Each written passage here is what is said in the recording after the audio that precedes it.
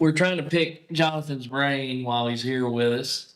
And my only real experience personally with HVAC has been residential. I've walked by plenty of commercial units, Sure. but I've never actually worked on one. So we've talked in some of the other videos we've already done about residential HVAC, but how is that different in a commercial setting? Commercial, everything's bigger, higher voltage, and bigger duct. So higher voltage. So our homes are on 120 volt or 240 volt units, right? When we're talking commercial, what are we talking about? 450? We have 460, 3-phase, 208, 230. 230. Does it ever go bigger than that, or Nothing that pretty we much do. 480? 480 is about as big as we see. Okay, and that's a three-phase wire in that Yes, case. sir. Okay, and when it comes to, you mentioned some rule of thumbs for residential. You said roughly 600 square foot is 1 ton, a 1 ton unit. Is it a similar kind of calculation for commercial? There's a different calculation. They take into configuration the people, the heat load, the cooling load, the windows. So you're looking actually a whole lot of calculation count as well. Yes, there's a whole lot of calculations that go into a size in a commercial building. Now, we talked about in residential, it makes sense to have like a split unit. Do you see split units in commercial? You see split systems, package systems, VRFs, ductless splits. Sky's the limit. So there's Of course, into boilers, chillers, and things like that in Okay. commercial that are. And so when you say a boiler and a chiller, I mean, the name kind of sounds intuitive, but what do you mean by that? Most of that's in a hospital setting, things like that. I don't really dig as deep into the commercial side as I do residential. We don't service as many of those. A lot of universities still use those. But yeah, University College, Vanderbilt. So instead of it like an HVAC, you have a Yes. boiler and you have a chiller. So you have That would be your Your boiler heats the water up. heats the water. They use it to heat the facility. Then it goes through your chill lines. It goes back through a condenser. And just like on your HVAC system, the same the water will run through the condenser. It chills down. It can also be used to cool as well, but it chills down and gets reheated or however it goes. But Does that kind of look like a radiator? yes, but they're big. They're chill towers. Yeah. What they are. Big towers on the roof, and of course you can control each room separately off of those. And How do you do that? Because it's all one supply, right? How do you control separate rooms? control duct lines, dampers.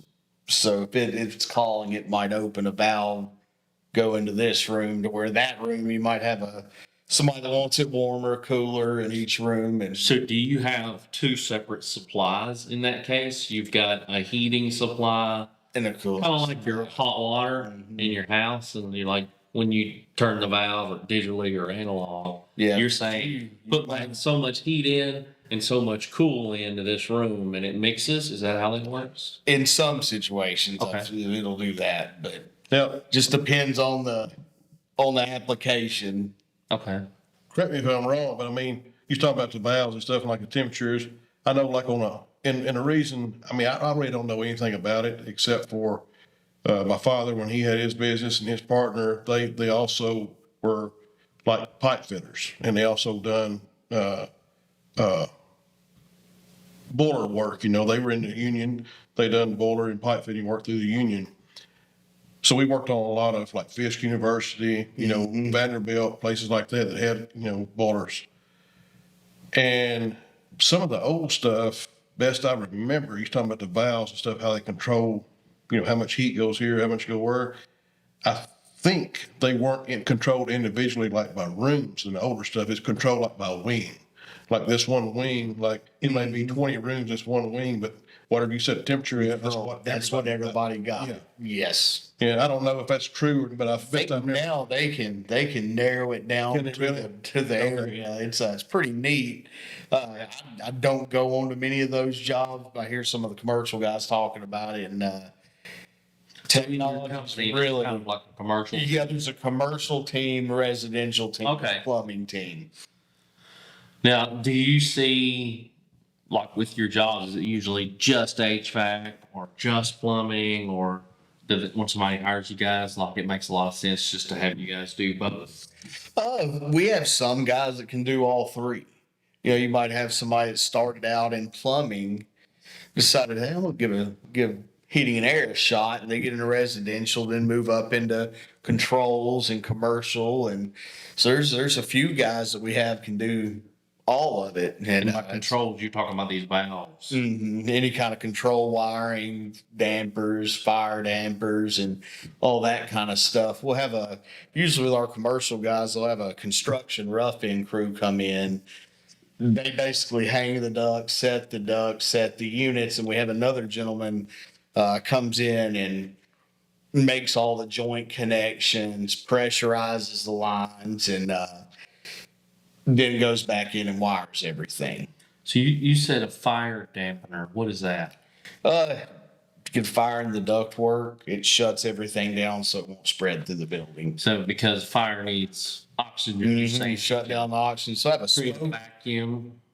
they have a smoke detector in the unit. So if it detects it, it shuts everything down for safety purposes. Okay. Not let it spread through the rooms. Well, I know with your company, Jeff Spencer, you guys have a sprinkler division, right? Right. Now, I wonder, like, is there any overlap there between the sprinkler system in a commercial building and the HVAC team, or is it kind of two separate things? It's two separate things. I mean, if their fire gets away, the sprinklers, should, once sprinkler heads are designed, they got a little plastic deal in there that holds the valve in place. And there are different thicknesses, I guess you could call it. I don't know exactly how it is. I don't really work on the sprinkler side. I know just enough to be dangerous. That's how I am.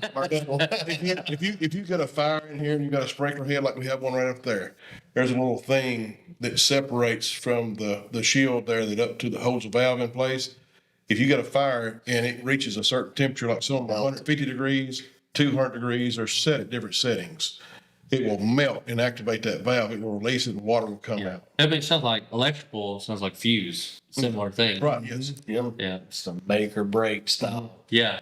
And a lot of people get confused, but my boss told me one time, the sprinkler system is not designed to put out a fire. It's designed to contain the fire till the fire department can get here to put it out. That's That interesting. is interesting. Yeah. I always imagined what it would be like to be in a building when the sprinkler system went off. Well, it don't, and that's another thing. I used to think the same thing. But if you have a fire in this room, these may be the only heads that activate it because you got to get a certain temperature for them. So they're not, you may, You'd have to be really close to the origin. yes. Or it's already spread. I guess I always thought when this one went off, everyone. The same thing. But I guess it makes sense if what activates it is the Heat. deterioration of that piece. Yes. And it's not smoke that triggers it. It's No, heat that it's triggers heat. it. Because I know there's the old, like, in movies or Yeah. videos, like someone take a cigarette, blow it, Yeah. Now, if they was to hold their cigarette right against that, it would melt. Get it hot. would probably melt it and it would activate. Yeah. But you at that point, Damn Hollywood always tricking us. you can take and actually knock it out, if you hit it hard enough Oh, okay. and activate it. Yeah. Yeah. With the dampers, it's laying horizontal in the duct, and same thing. There's a mechanism here with lead. If it gets hot enough, it Slaps. shut. And it closes. So And I'm not for sure. I know that we have what they call concealed heads, and they actually have a plate that goes over them, and they look like they're flush mount with the ceiling. okay. I'm not for sure. I think it still has to get up a temperature, but something, I don't know what knocks that plate off, if the plate gets knocked off. But I'm not sure exactly how that works. But, a lot of times you go in, you see like escutcheons or flat plates against the ceiling. You wonder what's behind the sprinkler head. Okay. So, and I know you said you don't work with the commercial a whole lot, but at what point in the build phase do you guys get involved? Are you guys putting out quotes before even the dirt work's being done? Yes. Yes. You start putting in quotes before before anything dirt work gets started, usually they'll send a set of plans. We have to go through and call. There's several different companies they use. The plans will say you're going to use train equipment, certain registers, grills, certain ductwork, inner line. So is it mostly aesthetic when it comes to the returns and grills, or Some scenarios, different buildings they are. Some people want exposed duct. Some people know it's going to be below a drop or above a drop ceiling, and different style grills and registers. I mean that you might have one that costs $122 and one that costs $7. So Yeah. different brands. You have to really these commercial estimators. I've been working with them for 2 years at Griffin, and I get a little house plan. I'm done in 2 hours. I basically know what we got. With those guys, it might be 2 weeks. 2 or 3 weeks. Yeah. 'Cause they've got to send in to the guys over at They probably wouldn't lie. train, and they have to go through, send submittals back. We put all our info in, send a quote, and it might be another month before they hear back. And you got 3 or 4 companies Yeah. bidding that job. so they're really for that kind of the commercial side of the business. You're looking at a project life cycle of on the scale of years. Yeah, year and a half, 2 years. Yeah, is for a big facility. Yeah.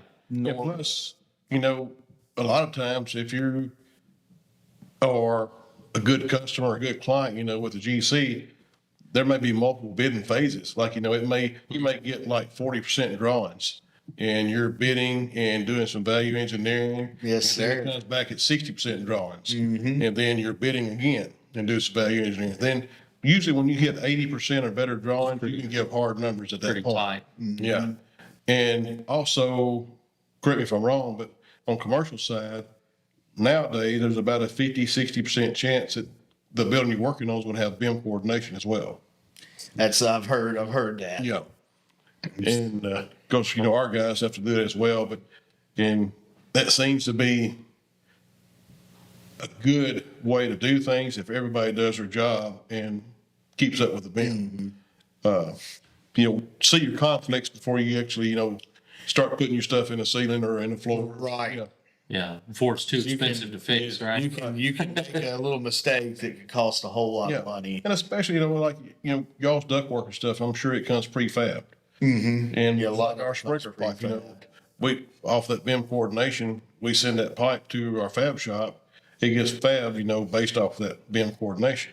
Then you get out there, and there's a gas line in the way or something else. It's always something. It's like, and so you got to refab your stuff on site, to make it work. Yes, At that time, usually whoever's there first, wins. Yeah.